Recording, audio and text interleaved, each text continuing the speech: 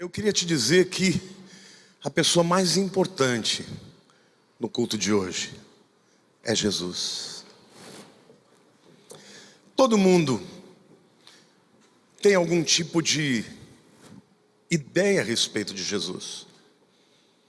Muitos o admiram, muitos acreditam que ele foi um grande avatar, um grande líder, um grande sábio, um filósofo, uma pessoa que marcou a humanidade com as suas ideias revolucionárias.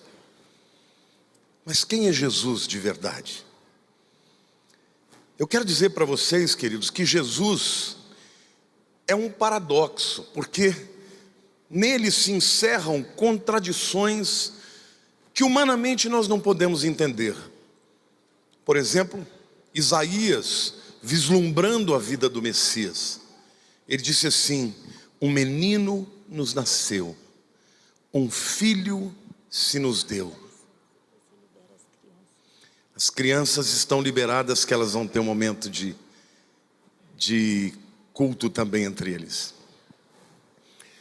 Mas Isaías, como eu estava dizendo, falou assim: um menino nos nasceu, um filho se nos deu, o governo está sobre os seus ombros, e o seu nome será Maravilhoso Conselheiro, Pai da Eternidade e Príncipe da Paz. Muitas contradições, porque nesse texto Isaías percebeu que ele era ao mesmo tempo Pai da Eternidade e ao mesmo tempo uma criança que nasce. O tempo e a eternidade. O Todo-Poderoso, Criador de todas as coisas, e uma criança que nasceu totalmente indefesa, que teve que aprender todas as coisas. Jesus é isso tudo, queridos. Ele não é somente o Criador de todas as coisas, porque a palavra de Deus diz que todas as coisas foram feitas por Ele, e sem Ele, nada do que foi feito se fez. Mas Deus, em toda a sua soberania, em todo o seu poder, Ele tinha algo que Ele precisava experimentar: a nossa fraqueza, a nossa limitação, os nossos temores, as nossas lutas. E para isso, ainda que soubesse, porém não experimentalmente, a Bíblia diz que Ele decidiu se esvaziar, se apequenar, se humilhar, se tornar um de nós. E Ele se tornou um ser humano. O Deus Todo-Poderoso, o Eterno, se tornou o Filho dos homens, para que nós, criaturas efêmeras, passageiras, nos tornássemos filhos de Deus. Ele trocou de lugar conosco. Jesus, por onde passou, Ele encantou pela sua sabedoria, pela sua graça, por suas tiradas, por sua visão de mundo muito adiante, muito de vanguarda. Mas de tudo que Ele fez, 3 foram os sinais que, na minha opinião, mudaram a nossa vida para sempre. O primeiro foi o seu nascimento, porque Isaías também disse que ele nasceria de uma virgem, e certamente ele foi o único ser humano na terra que não veio da semente de um homem e de uma mulher, porque ele foi gerado pelo Espírito Santo, por uma razão só. A Bíblia diz que todos nós nascemos em pecado, e aquele que deveria morrer pelos pecadores não podia ter o pecado em si mesmo.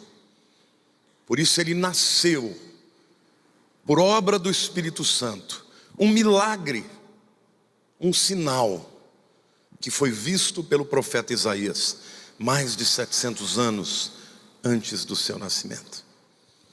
E Jesus então cresceu, e a Bíblia diz que ele cresceu em sabedoria e em estatura diante de Deus e diante dos homens.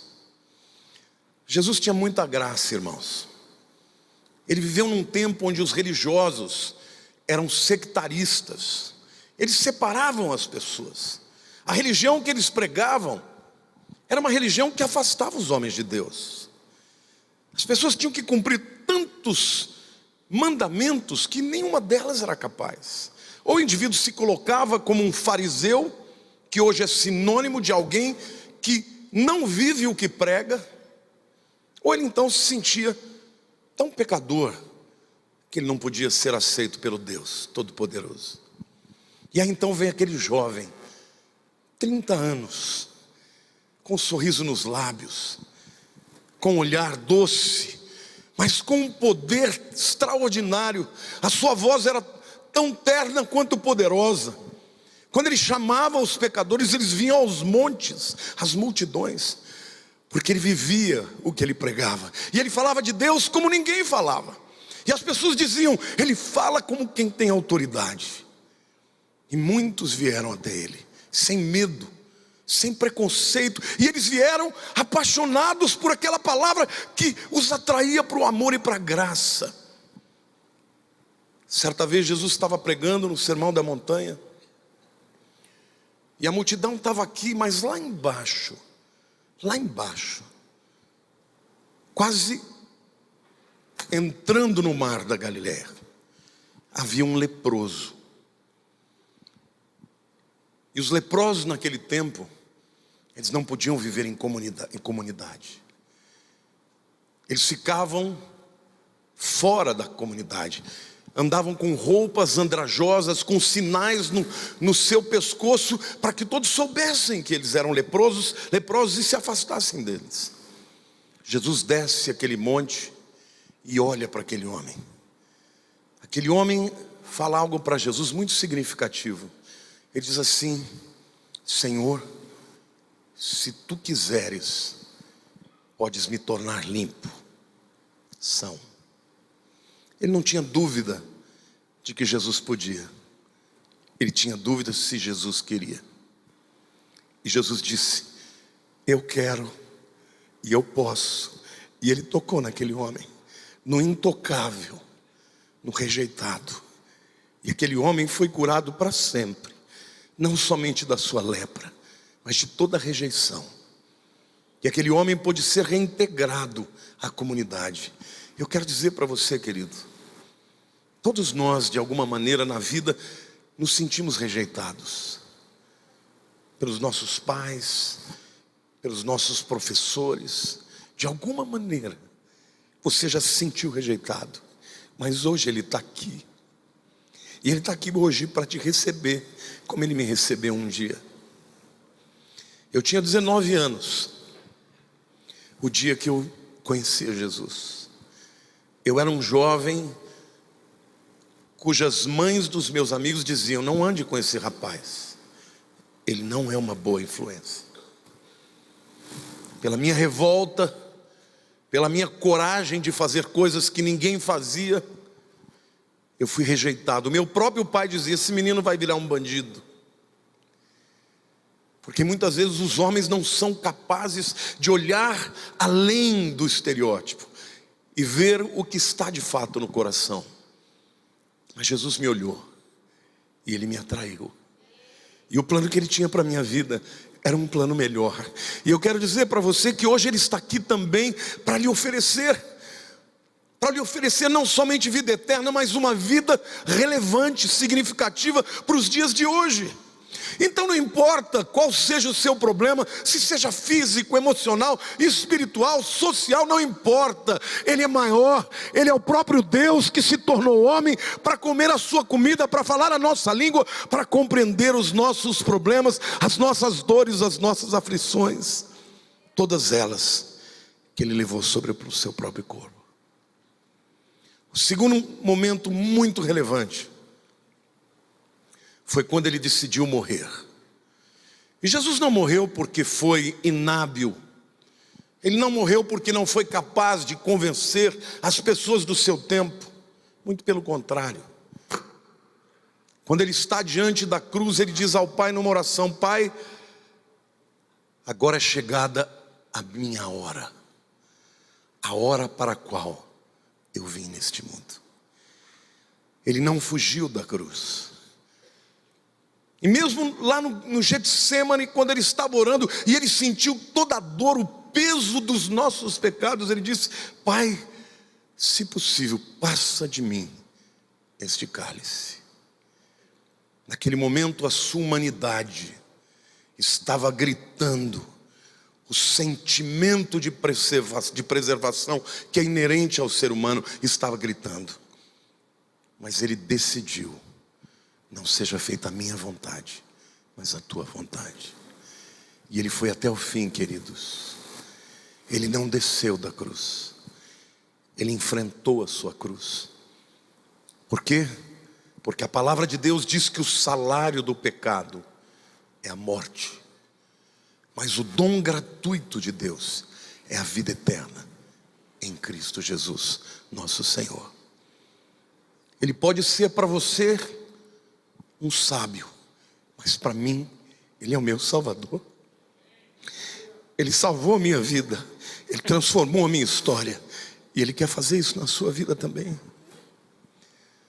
Hoje as pessoas estão correndo atrás de coisas, acreditando que profissão, que dinheiro, que status, que poder, que amor pode preencher o vazio do coração. Mas eu quero te dizer, só há um amor que é capaz de nos tornar plenos, e este é o amor de Jesus, porque este é o único amor incondicional. Ele nos ama a despeito de nós mesmos. E lá na cruz, o autor da vida, aquele que era eterno, que sempre existiu, a vida estava nele, ele é a fonte da vida, decidiu morrer, para que nós que estávamos irremediavelmente fadados à morte eterna, pudéssemos ter vida eterna. Por isso hoje, a palavra de Deus diz, e diz de uma maneira muito direta e clara: todo aquele que nele crê, não perece, mas tem a vida eterna. Queridos, a vida é muito efêmera, passa rápido. Eu me lembro com 5 anos de idade, um dia brincando no quintal da minha casa, eu levantei os meus olhos e falei: Deus, eu quero ter uma família, eu quero ter uma esposa, eu quero ter filhos, e eu quero te servir. Passou muito rápido. Hoje eu já sou vovô. Daqui a pouco todos nós estaremos diante dele. Mas como você comparecerá naquele dia? Como alguém que decidiu recebê-lo como Senhor e Salvador da sua vida, ou como alguém que decidiu rejeitá-lo até o fim? A morte de Jesus foi por mim e por você. Basta você dizer: Senhor, eu aceito este presente. Isso não tem nada a ver com religião humana, porque qualquer instituição humana é defeituosa, tem problemas, porque nós somos pecadores. Isto é uma entrega pessoal, intransferível. Ninguém pode fazer por você, mas você pode fazer hoje. E o terceiro momento que transforma a história é o momento da ressurreição. Há relatos de muitas pessoas que passaram por experiências de morte ou de proximidade da morte, pessoas que conseguiram ver o outro lado. Muitos falam de um túnel escuro que termina num lugar muito luminoso. Muitas pessoas já tiveram essa experiência, mas eu quero dizer para vocês que todos os que morreram e mesmo ressuscitaram, morreram de novo. Mas Jesus não. No terceiro dia, ele ressuscitou. Ninguém pôde detê-lo. A morte não pôde detê-lo. Os demônios não puderam detê-lo. E a Bíblia claramente nos diz que houve um entendimento errado por parte do inimigo das nossas almas. Lúcifer acreditava que naquele momento em que Cristo morreu, ele tinha tido vitória cabal. Mal sabia ele que era exatamente aquela morte que seria o instrumento da nossa vitória. E no terceiro dia, porque ele não tinha pecado, a luz foi se aproximando das trevas. E eu creio que Satanás e os demônios olharam ao longe e viram uma luzinha crescendo, crescendo, e logo eles perceberam que aquela luz não era resultado de um reflexo, mas era o próprio sol refulgindo com a luz própria do Filho de Deus, que estava vindo para tomar as chaves do inferno e levar todos os que creram nele para a sua presença para todo sempre.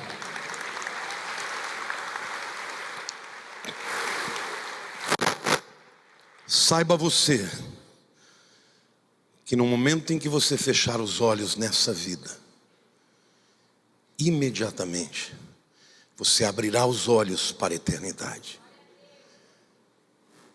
E a maneira como você responde à oferta de amor de Cristo determinará como você vai viver a eternidade. Se você já confessou a Cristo como Senhor da sua vida, Ele será o seu advogado. Nunca perdeu uma causa. Mas se você rejeitar o seu amor, você não o terá como advogado, mas como juiz. E a Bíblia diz que Ele é o primogênito de todos aqueles que ressuscitaram. E um dia, quando Ele voltar, e Ele voltará, porque Ele diz: passarão os céus e a terra, mas as minhas palavras não passarão.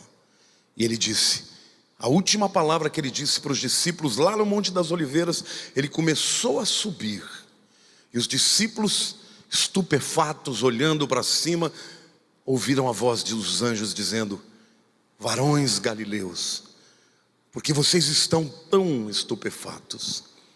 O mesmo Jesus que vocês estão vendo subir, haverá de descer um dia, e virá com seus anjos em glória, para a glória do nome de Deus. Amém, queridos?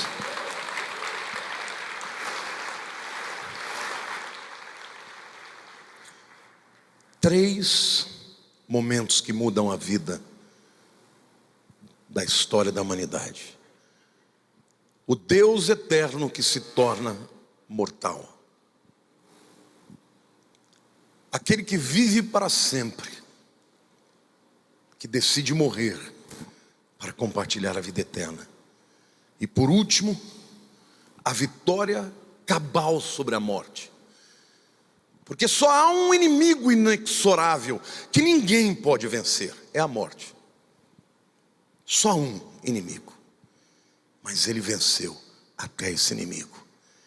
Por isso a Bíblia diz: aquele que crê em mim tem a vida eterna. Jesus está falando: aquele que crê em mim tem a vida eterna, não entrará em juízo, mas passou da morte para a vida.